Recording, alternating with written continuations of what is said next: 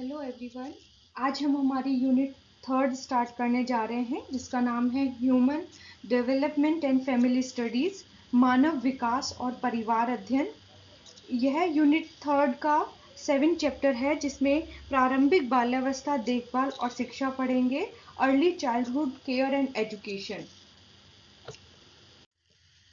Students, ये हमारा जो टॉपिक है प्रारंभिक बाल्यावस्था देखभाल और शिक्षा, ये बहुत ही इंटरेस्टिंग टॉपिक है। आपको बहुत रटने की ज़रूरत नहीं पड़ेगी इस टॉपिक को, क्योंकि इसमें वो सभी क्रियाएं होती आपको जैसे जैसे हमारे चैप्टर आगे बढ़ता जाएगा आपको महसूस होगा कि ये सारी प्रक्रियाएं हमारे आसपास के एनवायरनमेंट में होती है, हमारे घर के एनवायरनमेंट में होती है कि बच्चा किस तरीके से बड़ा हो रहा है, वो हर चीज़ किस तरीके से सीख रहा है।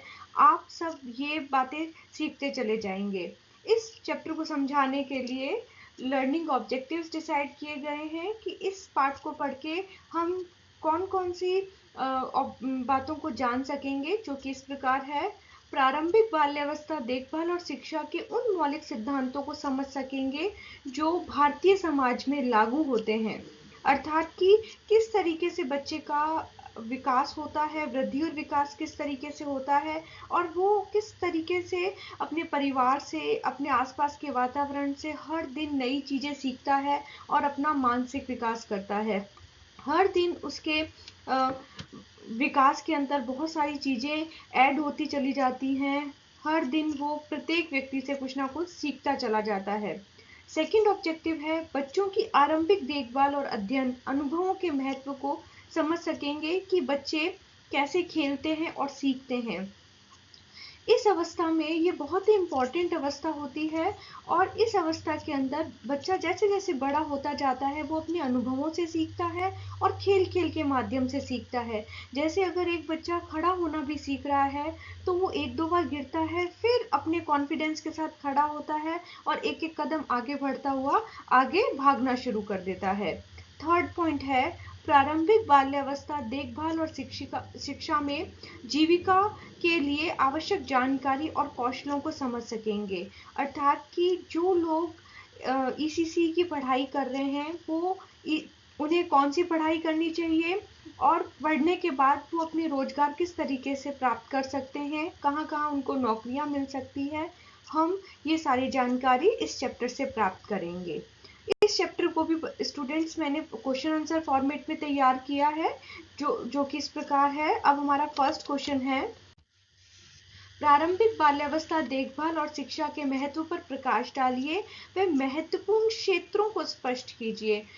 इस क्वेश्चन का ये अर्थ है कि जो ईसीसीई है, प्रारंभिक बाल्यावस्था है, वो उसको पढ़ना क्यों आवश्यक है, क्या इम्पोर्टेंस है, क्यों पढ़ाया जा रहा है ये, और उसके कौन कौन से महत्वपूर्ण क्षेत्र हैं। इसका आंसर इस प्रकार है, प्रारंभिक बाल्यावस्था देखभाल और शिक्षा मानव विकास के अध्ययन का एक महत्वपूर्ण क्षेत्र है। किस प्रकार नन्हे बच्चे बहुत छोटी सी उम्र में से ही सीखना शुरू कर देते हैं। बच्चे का हर दिन एक नई लर्निंग होती है। हर दिन वो जिस भी वस्तु को छूता है, वो छू कर, चख कर, स्पर्श करके, जो भी हमारे 5 सेंसेस होते हैं उनके द्वारा हर दिन बच्चा सीखता चला जाता है। सेकेंड पॉइंट है, अपने आसपास की दुनिया के बारे में नई बातें सीखने के साथ ही छोटा बच्चा अपने परिवार के सदस्यों, विशेष रूप से अपने माता पिता और यदि कोई बहन भाई हो तो उनके साथ लगाव विकसित करने लगता है। बच्चे का जैसे जैसे वो बड़ा होता है अपनी फैमिली के साथ अटैचमेंट बढ़ता चला जाता है। जब वो मदर की गोदी में होता है तो वो अपने आप को सबसे ज़्यादा कॉन्फिडेंट फील करता है, सबसे ज़्यादा रिलैक्स्ड फील करता है और उस दौरान वो सबसे ज़्यादा खुश रहता है। और वो अपने परिवार के सदस्यों के साथ खेलता है और खुशी महसूस करता है। वो खुद भी खुश रहता है और परिवार के दूसरे सदस्यों को भी खुशी देता है। पर जैसे ही धीरे धीरे बच्चा बड़ा होने लगता है और वो, क्योंकि फर्स्ट लर्निंग स्टेज उसकी फैमिली होती है, फैमिली के बाद धीरे धीरे वो अपने आस पड़ोस के वातावरण में जाता है और एक बार उसे वो नए चेहरे लगते हैं, पर धीरे धीरे जैसे जैसे बार बार उनके टच में आता है, उनके साथ गोदी में आता है, तो बच्चा उनके साथ भी फेमिलियर होता चला जाता है। थर्ड पॉइंट है, छोटा बच्चा परिवार के अन्य सदस्यों और अन्य लोगों को भी पहचानने लगता है, जिससे वह नियमित रूप से मिलता है। इस प्रकार बच्चा उन लोगों के बीच अंतर करना सीखता है जिन्हें वह पहचानता है। इस पॉइंट से ये पता चलता है कि जो बच्चे होते हैं वो अपने दिमाग में हर व्यक्ति के लिए, परिवार के सदस्यों के लिए एक इमेज क्रिएट करते रहते हैं, पहचानते रहते हैं। उनका जो टच होता है वो भी उनको एक बहुत अच्छी फीलिंग देता है। मदर की गोदी में आते ही बच्चा रिलैक्स फील करता है और सो जाता है, यानी कि उसके मन में यह भावना होती है कि अब मैं सेफ हाथों में हूँ। और वो धीरे धीरे अपने परिवार के सभी सदस्यों को पहचानना शुरू कर देता है। मदर के अलावा भी दूसरे लोगों, परिवार के दूसरे सदस्यों की भी गोदी में वो जाने लग जाता है, उनको पहचानने लग जाता है। यानी कि इस अवस्था में बच्चा धीरे धीरे पहचान बनाता है और अपना सीखने की प्रक्रिया को वो शुरू कर देता है। नेक्स्ट पॉइंट है, यह पहचान उसके व्यवहार में तब अभिव्यक्त होती है जब लगभग 8 से 12 माह का छोटा बच्चा अनजान व्यक्ति के प्रति भय प्रदर्शित कर सकता है। यह बेहद भावनात्मक प्रदर्शन नहीं है, बल्कि यह परिचित चेहरों को पहचानने की क्षमता को दर्शाता है और इस प्रकार अपरिचित लोगों के प्रति भय को प्रदर्शित करता है। इस समय तक 12 माह का जो बच्चा होता है, यानी कि 1 वर्ष का जो बच्चा है, वो परिचित और अपरिचित में अंतर स्पष्ट करना शुरू कर देता है। उसको पता होता है कि कौन मेरे परिवार के सदस्य हैं, और जैसे ही वो अन्य किसी व्यक्ति की गोदी में जाता है तो वहाँ पे वो रो के अपना भय प्रदर्शित करता है। रोने से यह पता चलता है कि वो उनके पास नहीं जाना चाहता है, और वो भय से यहाँ पे मतलब है कि वो अपरिचित की पहचान बता रहा होता है। नेक्स्ट पॉइंट है, 1 वर्ष का छोटा बच्चा माँ और देखभाल करने वाले दूसरे व्यक्तियों के पास रहता है और वह उनके पीछे पीछे जाता है।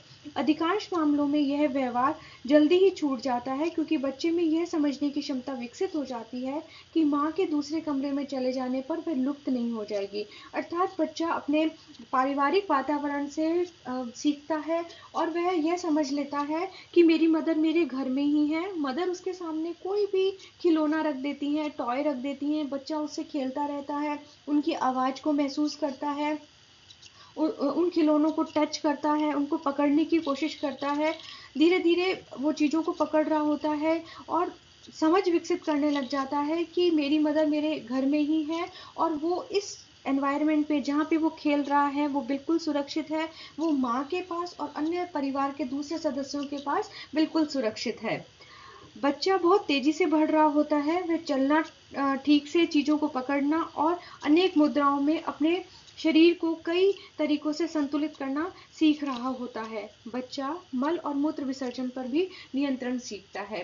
इस समय तक जो वृद्धि और विकास होता है वो बहुत तेजी से होना शुरू हो जाता है। बच्चा धीरे धीरे, 1 वर्ष का जो बच्चा होता है वो धीरे धीरे से चलना शुरू कर देता है, और चलने से पहले वो क्रॉल करता है, घुटनों से चलता है, फिर किसी वस्तु को, ऑब्जेक्ट को पकड़ के वो खड़ा होता है और बार बार गिरता है, फिर खड़ा होता है, फिर गिरता है, फिर खड़ा होता है, और सीखता है वो उनसे। ये उनकी एक लर्निंग फेज होती है जिसमें उसका एक टारगेट होता है कि हाँ बस मुझे खड़ा होना है और आगे चलना है। तो इस प्रकार वो हर दिन नया स्टेप सीखता है और चलना सीख जाता है। धीरे धीरे वो चीज़ों को पकड़ना सीखता है। अब उसकी जो मांसपेशियां होती हैं वो स्ट्रांग होना शुरू हो जाती हैं, और वो चीज़ों को पकड़ता है, उनको छूता है, महसूस करता है और उनके साथ खेलता है। अनेक मुद्राओं में अपने शरीर को कई तरीकों से संतुलित करना सीख लेता है। वो कभी करवट लेता है, कभी बैठता है, कभी घुटनों के बल चलता है, कभी चीज़ों को पकड़ता है, खड़ा होता है। तो वो अपने शरीर से अनेक क्रियाएं कर रहा होता है, और हर क्रिया के बाद वो एक कॉन्फिडेंस फील करता है कि हाँ मैं ये काम कर सकता हूँ। वो हर काम सीखता है और धीरे धीरे उसका वृद्धि और विकास तेजी से होना शुरू हो जाता है। अधिकांश मामलों में बच्चे कुछ वर्षों तक मात्र अपने परिवार में ही पलते हैं। परिवार के अंदर रहते हैं बच्चे और वहीं पर सीखते हैं। यहाँ पे सबसे अच्छा एनवायरनमेंट मिलता है बच्चों को। वो अपने माता पिता से या परिवार के अन्य सदस्यों से हर दिन नई चीज़ें सीखता है, और ये इस समय बच्चे की सबसे अच्छी लर्निंग स्टेज होती है, जिसमें बच्चा परिवार के सदस्यों से सीखता चला जाता है। तो यह early childhood care and education का सबसे इम्पॉर्टेंट रोल उसकी फैमिली का होता है, जहाँ पे वो अपने परिवार के साथ बहुत सारे संवेगात्मक विकास करता है, क्रियात्मक विकास करता है, मानसिक विकास करता है और परिवार के सदस्यों से सीखता चला जाता है।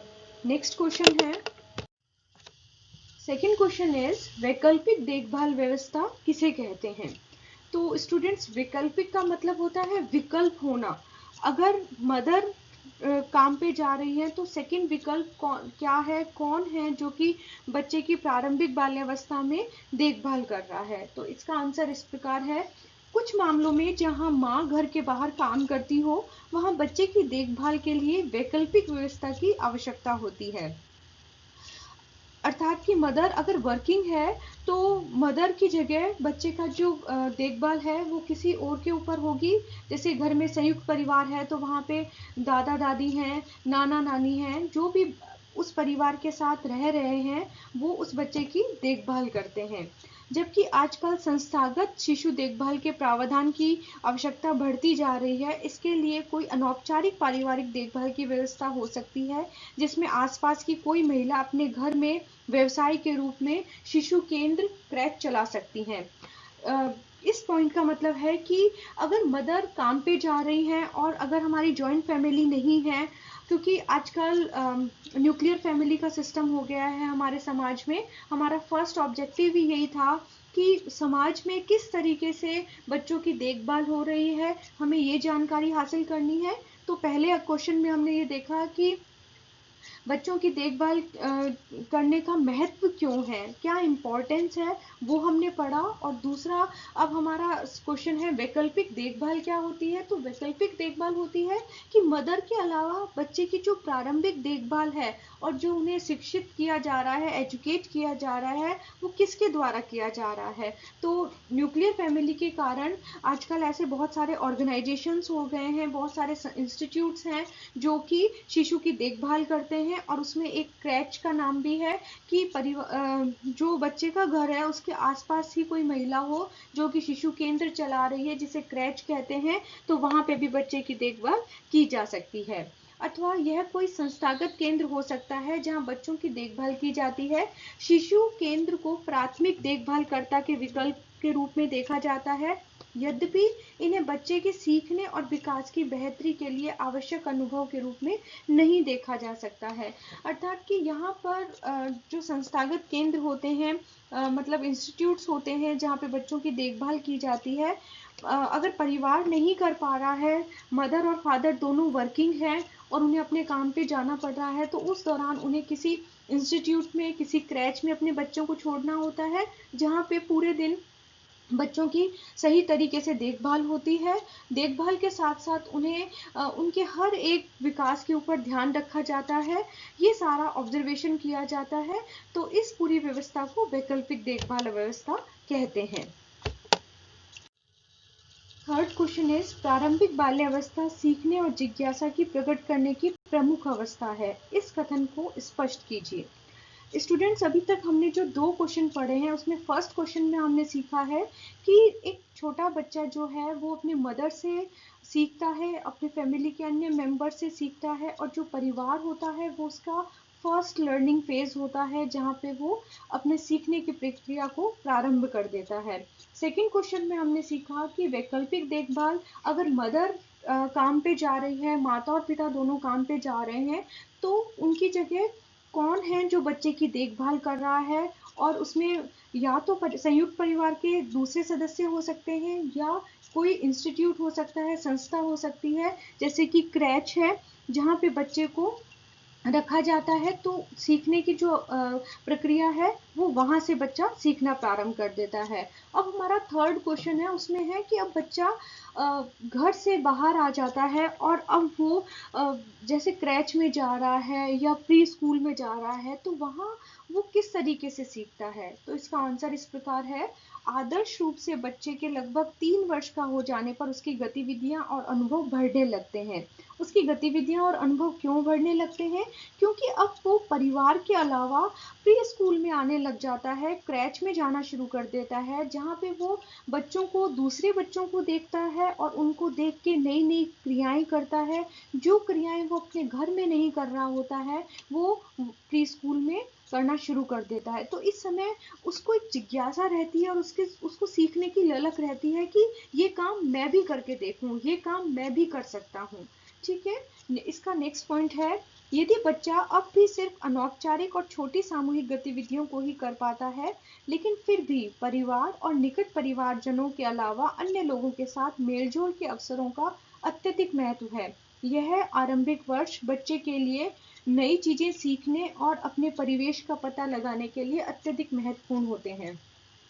जैसे ही हम बच्चे को इस घर के बाद आसपास के किसी छोटे स्कूल में या किसी प्रारंभिक बाल्यावस्था केंद्र में या क्रैच में लेके जाते हैं, प्री स्कूल में लेके जाते हैं, तो वहाँ पे हम महसूस करते हैं कि बच्चा 4-5 दिन रोता है। क्यों? क्योंकि वो अंतर स्पष्ट कर रहा होता है कि ये अनजान लोग हैं और मेरे जो फैमिली मेंबर हैं वो, उनसे मेरी जान पहचान है, वो मेरे अपने हैं। तो इस बात को वो हमें रो के प्रदर्शित करता है। पर धीरे धीरे वो छोटे समूह के साथ अपनी गतिविधियां करने लगता है, वो उस नए समूह में एडजस्ट होना शुरू हो जाता है। वो छोटे छोटे दूसरे बच्चों को देखता है, उनके साथ खाना खाना शुरू करता है, खेलना शुरू करता है और कविताएं बोलना शुरू करता है। धीरे धीरे वो ऐसी छोटी छोटी गतिविधियों के द्वारा बहुत कुछ सीखना शुरू कर देता है। जब बच्चा चलना और दौड़ना, चीजों को उलटना पलटना और बोलना सीख लेता है, तो वह परिवेश के साथ सक्रिय भागीदारी करने में समर्थ हो जाता है और अपने आसपास के लोगों और चीजों के साथ परस्पर व्यवहार से ही इस उम्र के बच्चे समस्त जानकारी एकत्रित कर लेते हैं। अब बच्चा 15-20 दिन के बाद धीरे धीरे वहाँ पे कॉन्फिडेंट होने लग जाता है प्री स्कूल के अंदर, और अब वो जाने की इच्छा जाहिर करने लग जाता है। जबकि शुरुआत में वो रोता है क्योंकि उसको सारे चेहरे अपरिचित नजर आते हैं, उनको नए लोगों से डर महसूस होता है। पर धीरे धीरे जैसे जैसे वो नई क्रियाएं करता है, एक्टिविटीज करता है, उनमें कॉन्फिडेंट होता है, तो वो हर दिन नई चीज सीखता चला जाता है। इस उम्र में मातृभाषा में शब्द ज्ञान तेजी से बढ़ता है और इसके साथ ही बच्चे की प्राकृतिक वस्तुओं जैसे जल, पक्षियों, मशीनों और अन्य सामग्री की समझ बढ़ती है। उनमें और अधिक जानने की जिज्ञासा प्रबल होती जाती है। इस समय तक बच्चा अपने घर में रहता है और घर में वो अपने मातृभाषा को समझता है, पर जैसे ही वो प्री स्कूल में जाना स्टार्ट करता है, धीरे धीरे उसके ज्ञान में तेजी आती है। वो घर की भाषा को तो समझता ही समझता है, इसके अलावा स्कूल में जो भाषा बोली जा रही है, जो नए शब्द सिखाए जाते हैं, वो उनको तेजी से सीखता है।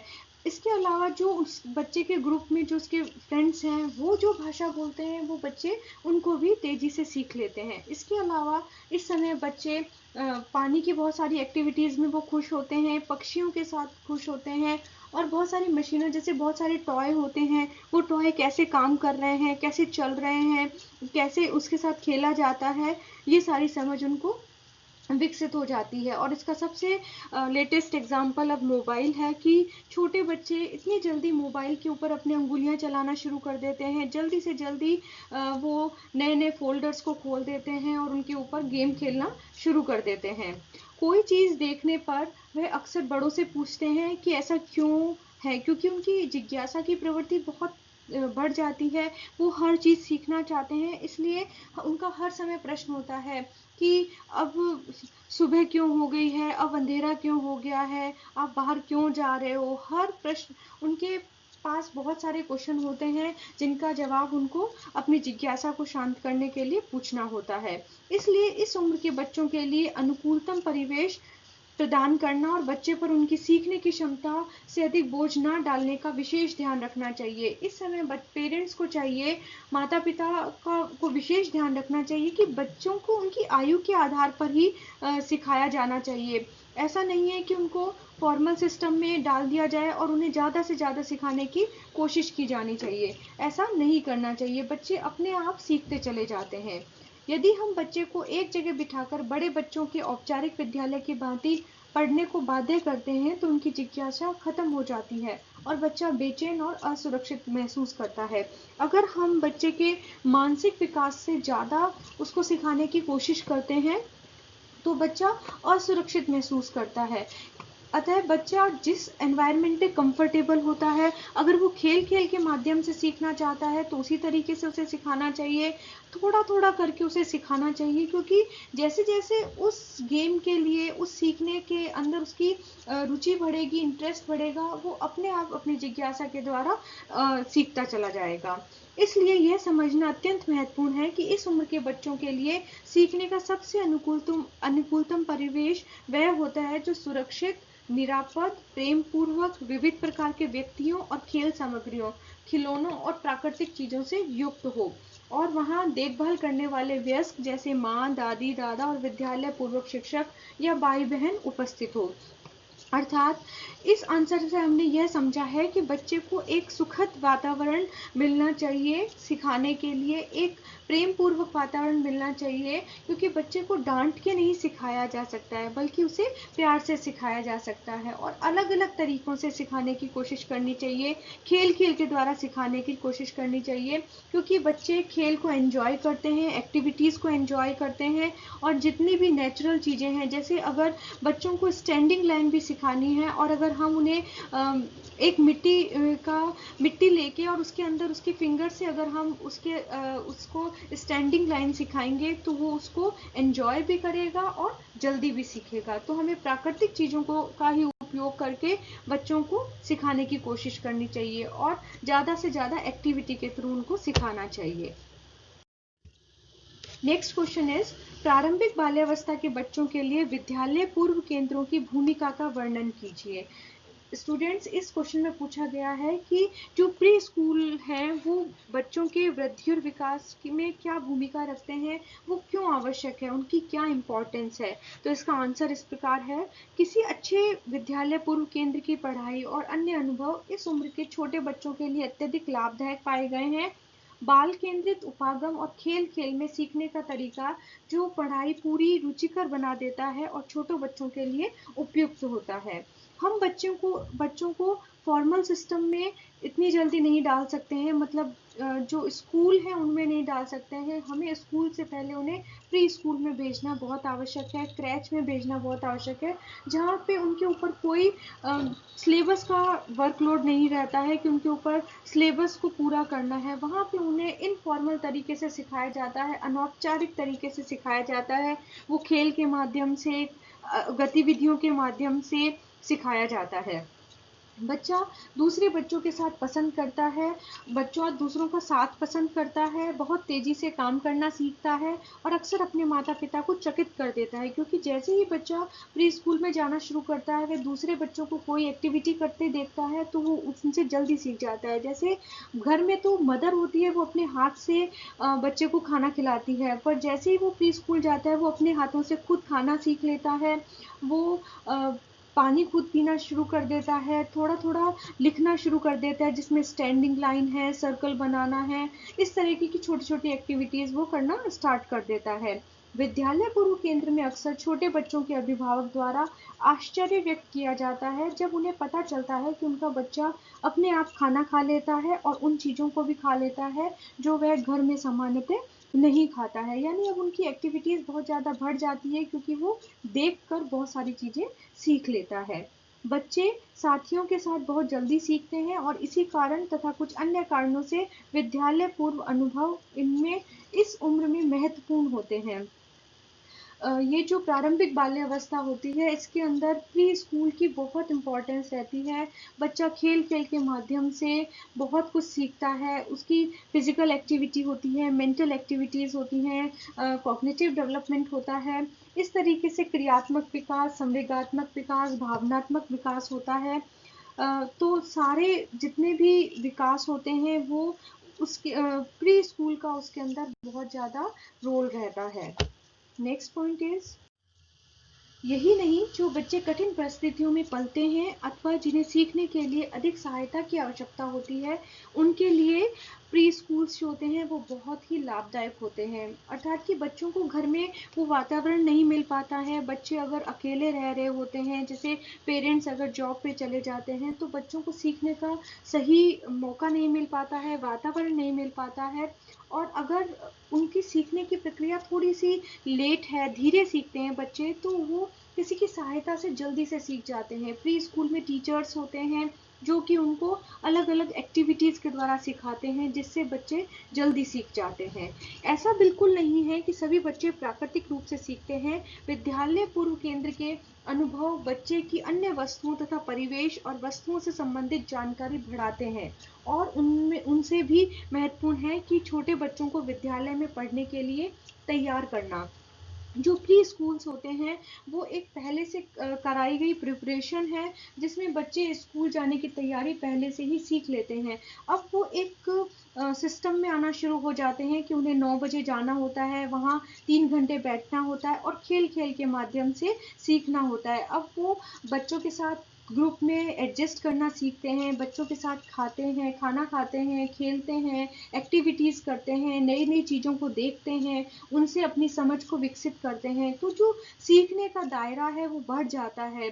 जो उनको एक्टिविटीज़ करवाई जाती हैं, जो वस्तुएं हैं वो घर से ज़्यादा उन्हें प्रोवाइड की जाती हैं, जिससे कि बच्चा जल्दी सीखता है और एक सुखद एनवायरनमेंट में सीखता है, एक प्रेम पूर्वक एनवायरनमेंट में सीखता है। विद्यालय पूर्व एक ऐसा कार्यक्रम है जो बाल केंद्रित और अनौपचारिक होता है तथा बच्चे को सीखने का अनुकूल परिवेश प्रदान करता है।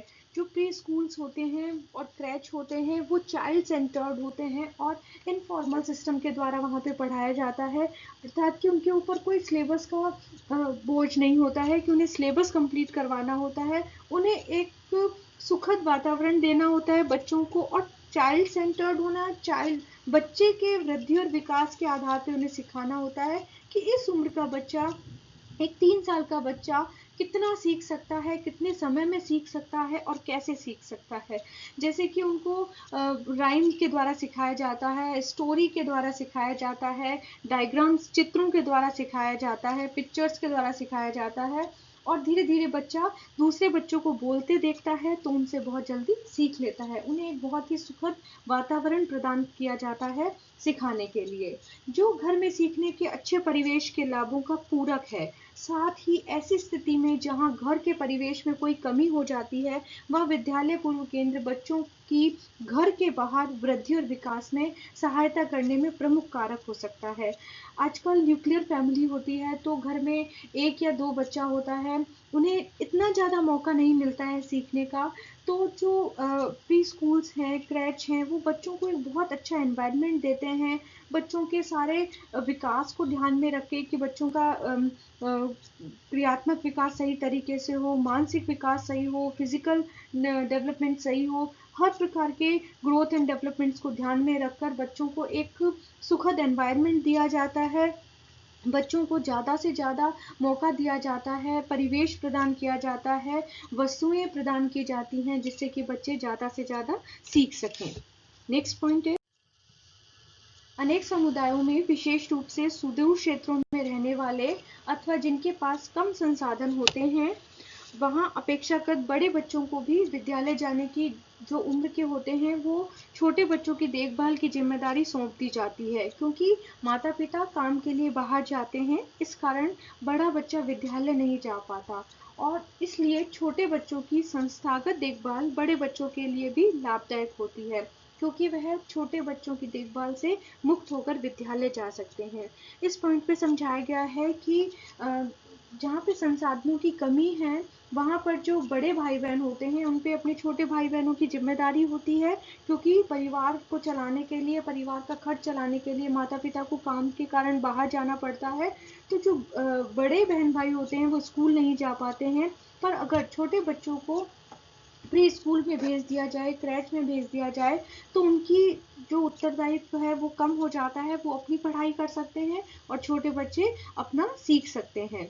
इस प्रकार कि यह अगली पीढ़ी के बच्चों के भविष्य निर्माण और विकास के काम में समाज की सहायता करते हैं, अर्थात कि प्री स्कूल का बहुत बड़ा योगदान है, वो बच्चों के भविष्य निर्माण में सहायक हैं और उनके वृद्धि और विकास में सहायक होते हैं। वो उनकी देखभाल करते हैं और विभिन्न स्थितियों में उनके माता पिता और समाज को लाभान्वित करते हैं, जिनसे उनकी सहायता के कारण, प्री स्कूल्स की सहायता के कारण माता पिता अपने काम पे भी जा सकते हैं। बच्चे वहाँ से बहुत अच्छी एक्टिविटीज़ सीखते हैं, उनकी सीखने की क्षमता बढ़ती है, उनका बच्चों के साथ, समाज के साथ रहने का जो तरीका है वो बदलता है और ये बच्चे के विकास के अंदर बहुत महत्वपूर्ण भूमिका निभाते हैं।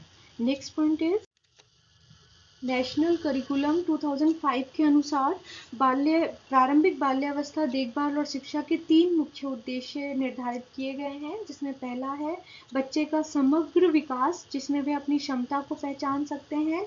दूसरा है कि इसमें विद्यालय के लिए ये तैयारी करते हैं, अपने विद्यालय की शुरुआत करने के लिए ये प्री स्कूल के द्वारा पूर्ण रूप से तैयार हो जाते हैं। और तीसरा है कि जो प्री स्कूल्स हैं वो महिलाओं और बच्चों को सहायक सेवाएं प्रदान करते हैं, जहाँ पे बच्चा उन 3 घंटे के दौरान सीखता है, एक्टिविटीज़ करता है, समूह के साथ रहना सीखता है, अपने आप सारी क्रियाएं करना सीखता है। तो ये हमारे परिवार के लिए बहुत बड़ी सहायता होती है।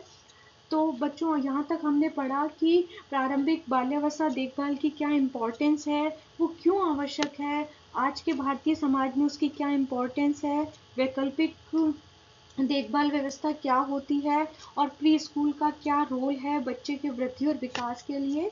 हमने इस वीडियो में यहाँ तक पूरा समझ लिया है। आप इसे दोबारा से पढ़ें और जो प्रश्न और उत्तर बनाए गए हैं उनको कॉपी में लिखें, जिससे वो आपको जल्दी याद होगा। ठीक है, नेक्स्ट भी रेडी है जो मैं नेक्स्ट वीडियो में लेके आऊँगी। उसमें हम बहुत सारी मूलभूत परिभाषाएं पढ़ेंगे जो कि बाल्यावस्था और देखभाल से संबंधित है, तथा हम ये पढ़ेंगे कि जो ECCE की डिग्री लेते हैं जो लोग, वो आगे किस तरीके से रोजगार प्राप्त कर सकते हैं, वो हम नेक्स्ट वीडियो में पढ़ेंगे। जब तक आप इस वीडियो को पढ़ें और समझें। Thank you.